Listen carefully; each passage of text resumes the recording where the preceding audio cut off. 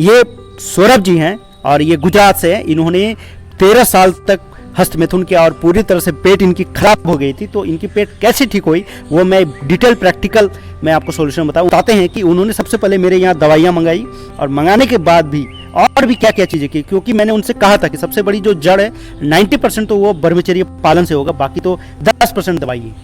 तो देखिए वो 90% में क्या क्या किया उन्होंने, मैं बता रहा हूँ विस्तार से। उन्होंने सबसे पहले कही कि हस्तमैथुन को जो प्रेरित करने वाली जो चीज़ है मैं उनसे दूर हो गया सर।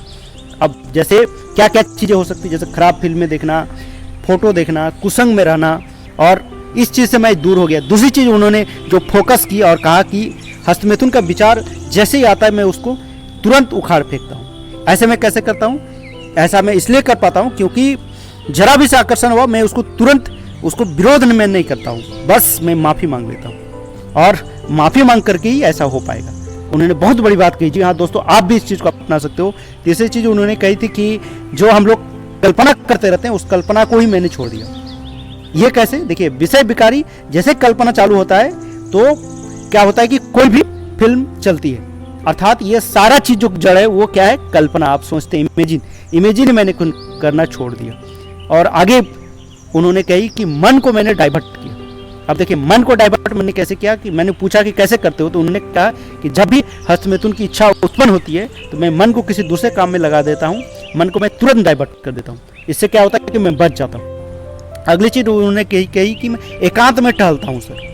अब इसका क्या अर्थ हुआ, इसका अर्थ ये हुआ कि हस्तमैथुन से बाहर निकलने के लिए जिस वक्त भी विचार आए उस परिस्थिति या स्थिति को बदलना है। अब बदलने के लिए मैं ऐसा करता हूँ और इसी के लिए मैं एकांत में टहलना शुरू कर देता हूँ। तो आप भी कर सकते हैं, बहुत बड़ी बात है। अगली चीज़ जो सबसे इंपॉर्टेंट है, उन्होंने कही कि मैं दृढ़ निश्चय कर लिया, अर्थात अब इससे निकलने के लिए चाहे आसमान इधर से उधर हो जाए, चाहे धरती फट जाए, मैं इस चीज़ से निकल जाऊंगा। और उन्होंने कही कि हस्तमैथुन में से जैसे मैं निकलना चाहता हूं तो मैं पक्का अब कर लिया हूं कि दृढ़ निश्चय हो गया है कि अब चाहे जो हो जाए परिस्थिति, मैं अटूट रहूंगा इस चीज़। और अगली चीज़ जो उन्होंने कही बहुत बड़ी बात है। देखिए दोस्तों, ये चीज़ जरूर अपनानी चाहिए आप सबको कि मैं माफ़ी मांगना शुरू कर दिया अपने आप से। जी हाँ, मैं जब भी हस्तमैथुन करता हूँ, ये कभी कभी बुरी काम हो जाती थी शुरुआती में। देखिए याद रखिएगा, शुरुआती में होगी, तुरंत आप ब्रह्मचर्य नहीं पालन नहीं कर सकती, बहुत बड़ी शक्ति है जी। तो उन्होंने कही कि मैं भगवान से सच्चे मन से मैं माफ़ी मांग लेता था, और ऐसा करने से क्या होगा कि आप दृढ़ निश्चय कर पाएंगे। अगली चीज़, मैं शक्ति मांगता था भगवान से। जी हाँ, आपके इष्ट देव, आराध्य देव, जो भी आप जिस भगवान को मानते हैं, आप उनसे क्या करें कि उनसे आप शक्ति मांगे। हे ईश्वर, आप मुझे शक्ति दीजिए, मैं निर्बल हूँ।